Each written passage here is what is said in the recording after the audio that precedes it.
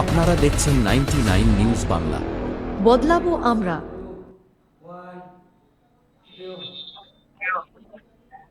নমস্কার, 99 নিউজ বাংলায় আপনাদের স্বাগত। আপনাদের সঙ্গে আমি কৌশিক। আর এই মুহূর্তের অত্যন্ত গুরুত্বপূর্ণ খবর, বাংলাদেশকে কার্যত হুঁশিয়ারি দিলেন রাজ্যের গ্রন্থাগার মন্ত্রী সিদ্দিকুল্লাহ চৌধুরী। আজ দুর্গাপুরে একটি অনুষ্ঠানে তিনি এসেছিলেন এবং সেখানেই কিন্তু তিনি সাংবাদিকদের প্রশ্নের উত্তরে সরাসরি বাংলাদেশকে হুঙ্কার দেন এবং এই বাংলাদেশে যে এই মুহূর্তে পরিস্থিতি চলছে সেই পরিস্থিতিতেই কার্যত রাজ্যের গ্রন্থাগার মন্ত্রী সিদ্দিকুল্লাহ চৌধুরীর এই হুঙ্কার। তিনি পরিষ্কার বলেন যে ভারতবর্ষের জনসংখ্যা 148 কোটি, 148 কোটি লোক মুখে জল নিয়ে ফুলকুচি করলে বাংলাদেশ কোথায় যাবে? 18 কোটির দেশ কোথায় যাবে? কি বলেছেন মন্ত্রী সিদ্দিকুল্লাহ চৌধুরী, প্রথমে আমরা শুনে নেব। বাংলাদেশের সংখ্যালঘুরা যারা ওখানে অত্যাচারিত হচ্ছে তারা কিন্তু হাজারে হাজারে এখানে এই দেশে প্রবেশ করছে। আমার জানা নেই, এটা ভারত সরকারের দায়িত্ব। ভারত সরকার অফিসিয়ালি কথা বলতে পারে, সেটা ভারত সরকারের দায়িত্ব। ভারত সরকার যদি মনে করেন দরজাটা খুলে দেব, সেখানে কথা বলুন, সেখানে ভলেন্টিয়ার রাখুন, তাদের সমস্যাগুলো বুঝুন, সরকারকে বলুন যে তাদের ভিটেমাটি ছেড়ে আসবে কেন। আমরা তো কেউ চাইবো না। আর আরেকটা কথা, পৃথিবীতে কেউ বলতে পারে আমরা একাই থাকবো? এমন করে দেশ আছে যে একা থাকার দেশ? সবাই সব জায়গায় থাকবে। ইসলাম ধর্মও নেই না, আমি তো বুঝেছি রামায়ণও নেই, গীতাতেও নেই, মহাভারতও নেই। এগুলো তাদের ঠিক করতে হবে। আমরা দুঃখিত যদি কেউ কষ্ট পান, এটা সমীচীন নয়, ইসলামের পরিচয় নয় এটা।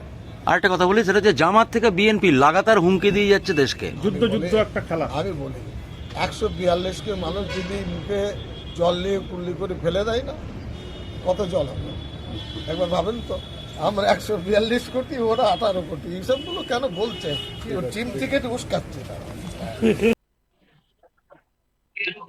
অর্থাৎ যেমনটা মন্ত্রী সিদ্দিকুল্লাহ চৌধুরী বলছেন যে 142 কোটির দেশ আমাদের, ওদের 18 কোটির দেশ, অর্থাৎ মুখে কুলকুচি করে জল দিলেই কার্যত বাংলাদেশ ভেসে যাবে, এমনটাই হুঁশিয়ারি। এবং তিনি পরিষ্কার যেটা জানিয়েছেন যে এটা চীনের উস্কানি চলছে এখানে, এমনটাই কিন্তু দুর্গাপুরে এসে মন্ত্রী বলেছেন। এর পাশাপাশি আরো গুরুত্বপূর্ণ বিষয় যে এই বাংলাদেশের পরিস্থিতিতে যে ওখানকার সংখ্যালঘুরা যে ক্রমাগত এদেশে আসার একটা চেষ্টা করছে, এর কিন্তু যে দায় সেটা কিন্তু সরাসরি তিনি কেন্দ্রীয় সরকারের ঘাড়েই এই বন্দুক রেখেছেন।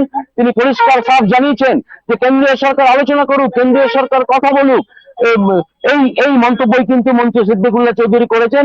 আমি দর্শকদের আরো একবার জানিয়ে রাখি, আজ রাজ্যের গ্রন্থাগার মন্ত্রী সিদ্দিকুল্লাহ চৌধুরী তিনি দুর্গাপুরের সিটি সেন্টারের যে লাইব্রেরি রয়েছে, সিটি সেন্টার সেন্ট্রাল লাইব্রেরি, সেখানেই যে একটি নতুন হল ঘর যে ভবন ছিল সেই ভবনের উদ্বোধনে এসেছিলেন এবং সেখানে উপস্থিত ছিলেন এই হলঘর ভবনের এদিনের অনুষ্ঠানে রাজ্যের আরেক মন্ত্রী, পঞ্চায়েত ও গ্রামোন্নয়ন মন্ত্রী প্রদীপ মজুমদার ছিলেন, দুর্গাপুরের মহকুমা শাসক ডক্টর সৌরভ চ্যাটার্জি ছিলেন, এখানে আসানসোল দুর্গাপুর উন্নয়ন পর্ষদের চেয়ারম্যান কবি দত্ত এখানে ছিলেন, দুর্গাপুর নগর নিগমের যে প্রশাসক মন্ডলীর চেয়ারপারসন অনিন্দিতা মুখার্জি সহ অন্যান্য বিশিষ্ট ব্যক্তিরা। এবং এই গ্রন্থাগার যে রয়েছে আমাদের সিটি সেন্টারের সেন্ট্রাল লাইব্রেরি, সেখানেই কিন্তু একটি এর দ্বিতলে একটি হল ঘরে, নবনির্মিত হল ঘরের এদিন দ্বারোদ্ঘাটন উপলক্ষেই কিন্তু মন্ত্রী আছেন এবং সেখানে সেই সাংবাদিকদের প্রশ্নের উত্তরে বাংলাদেশ ইস্যুতে কার্যত বিস্ফোরণ করেন তিনি এবং সরাসরি বাংলাদেশের বিএনপি এবং জামাতকেও দিয়ে গেলেন দুর্গাপুরের বুক থেকে। কৌশিক বসুর রিপোর্ট, 99 নিউজ বাংলা।